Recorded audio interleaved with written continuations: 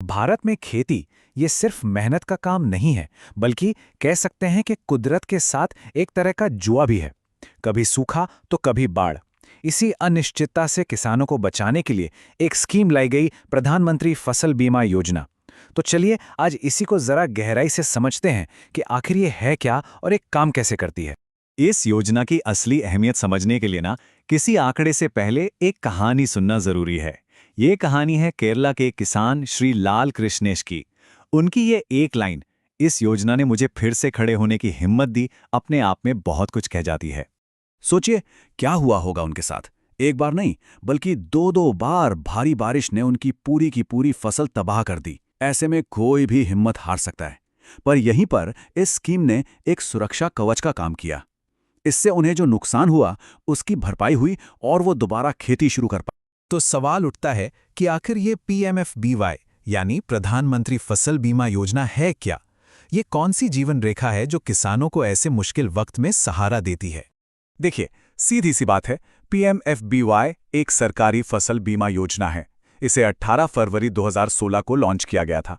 इसका एक ही मकसद है, अगर किसी भी अप्रत्याशित घटना जैसे कि बाढ़, सूखा या किसी और वजह से फसल को नुकसान होता है तो किसानों को आर्थिक मदद देना। एक तरह से ये किसानों के लिए एक फाइनेंशियल सेफ्टी नेट है। इस योजना का एक मूल मंत्र है, एक राष्ट्र, एक फसल, एक प्रीमियम। इसका मतलब यह है कि पूरे देश में किसानों के लिए प्रीमियम के सिस्टम को आसान और एक जैसा बनाने की कोशिश की गई है, ताकि कोई कंफ्यूजन न रहे। और इसका कवरेज वो कमाल का है। मतलब सिर्फ खेत में खड़ी फसल का ही बीमा नहीं होता, ये पूरे फसल चक्र को कवर करती है। बुआई करने से भी पहले से लेकर फसल कटने के बाद तक, चाहे सूखा पड़े, बाढ़ आए, कीड़े लग जाएं या ओले गिरें, लगभग हर वो जोखिम जिसे किसान खुद रोक नहीं सकता, वो इसके दायरे में आता है। अच्छा, ये तो हो गई योजना की बातें, पर असल में इसका असर जमीन पर कितना हुआ है?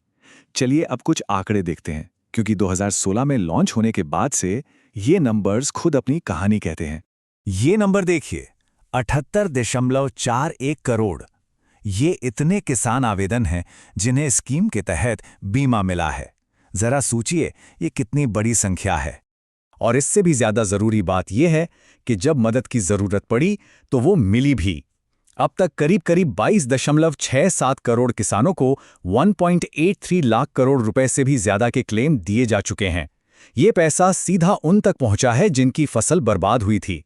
अब ये जो ग्रोथ है ये देखने लायक है।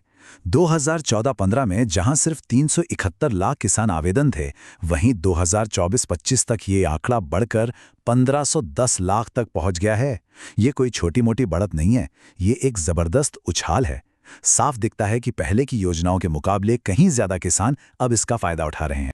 और ये आंकड़ा तो और भी दिलचस्प है। ये उन किसानों की संख्या है जिन्होंने कोई लोन नहीं लिया है और फिर भी अपनी मर्जी से इस बीमा योजना से जुड़े हैं। 2014-15 में ऐसे सिर्फ 20 लाख आवेदन थे, जो अब बढ़कर 522 लाख हो गए हैं। ये दिखाता है कि किसानों का इस योजना पर भरोसा कितना बड़ा है। वो इसे एक मजबूरी नहीं बल्कि एक जरूरत समझ रहे हैं। ठीक है, आंकड़े तो बहुत प्रभावशाली हैं, पर एक आम किसान के लिए ये स्कीम असल में काम कैसे करती है? प्रीमियम कितना देना होता है? कौन कौन इसका लाभ उठा सकता है? चलिए इसे समझते हैं। तो इस योजना के पीछे सोच क्या है? इसके कुछ मुख्य लक्ष्य हैं। पहला, किसानों की आमदनी में एक स्थिरता लाना। दूसरा, मुश्किल वक्त में उन्हें सीधी आर्थिक मदद देना। और तीसरा, उन्हें खेती के नए और मॉडर्न तरीके अपनाने के लिए हिम्मत देना। अब आते हैं सबसे जरूरी सवाल पे, प्रीमियम कितना?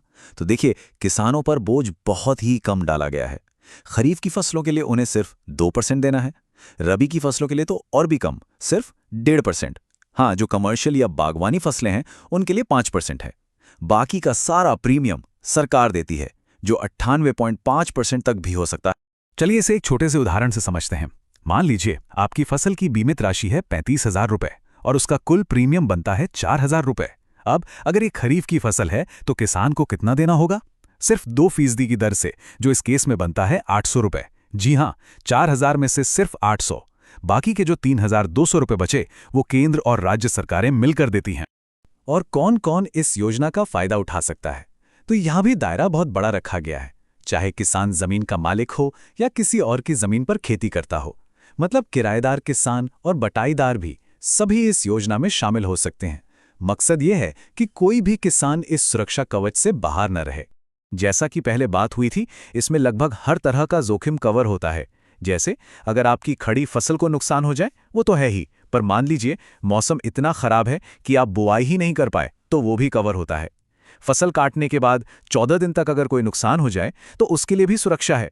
और तो और ओलावृष्टि या भूस्खलन जैसी स्थानीय आपदाएं भी इसके दायरे में आती हैं। अब कोई भी सिस्टम परफेक्ट नहीं होता और ये योजना भी समय के साथ बेहतर हो रही है।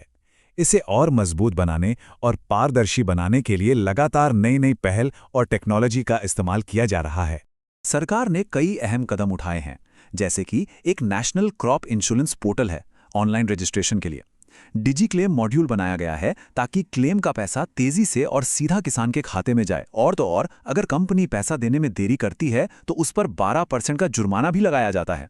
इसके अलावा फसल बीमा पाठशाला और मेरी पॉलिसी मेरे हाथ जैसे अभियान भी चलाए जा रहे हैं ताकि किसानों तक सही जानकारी पहुंचे। और अगर किसी किसान को कोई दिक्कत है, कोई शिकायत है, तो उसके लिए भी एक सिस्टम है, एक खास पोर्टल और ये टोल फ्री हेल्पलाइन नंबर 14447 बनाया गया है जहां वो अपनी बात रख सकते हैं। टेक्नोलॉजी की वजह से अब आवेदन करने की प्रक्रिया भी काफ़ी आसान हो गई है। किसान सीधे PMFBY के ऑफिशियल पोर्टल पर जाकर कुछ आसान स्टेप्स में बीमा के लिए अप्लाई कर सकते हैं। इससे भागदौड़ काफ़ी कम हो गई है। तो अब भविष्य की बात करते हैं।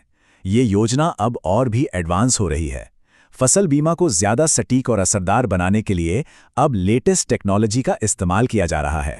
इसमें 2 खास टेक्नोलॉजी पर फोकस है।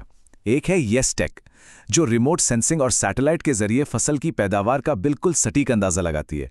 इससे मूल्यांकन निष्पक्ष होता है।